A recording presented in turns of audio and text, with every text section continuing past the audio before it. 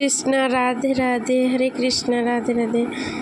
বন্ধুরা, আমি আবার একটা নতুন রেসিপি নিয়ে চলে এসেছি। সেটি হলো কিভাবে ঘরোয়াভাবে নারকেল মালাই তৈরি করা হয়। তো দেখো, আমুল দুধ এবং এমনি গায়ে দুধ দুটো ফুটিয়ে নিয়েছি, গরম করে নিয়েছি।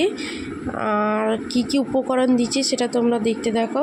তো গরম করে ফুটিয়ে তাতে আমুল মিশিয়ে নিয়েছি।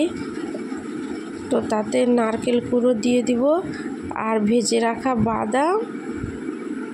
বেশি করে নারকেল কুড়ো দিলে একটু বেশি টেস্টি হয়, আর অল্প পরিমাণ মতন আর কি মিষ্টি হবে। তো তো মালাই তো একটু মিষ্টি হলে খেতে ভালো লাগে, তো পরিমাণ মতো চিনি দিয়ে দিতে হবে।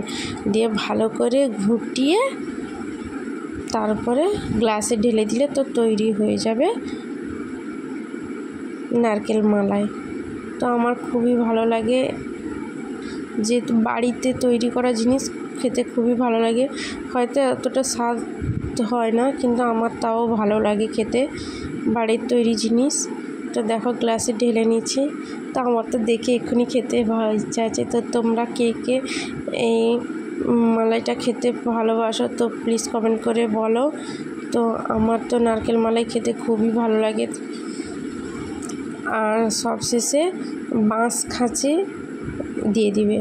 তো আজকের মতন টাটা, দেখা হচ্ছে আবার নেক্সট একটা মিনি ব্লগে।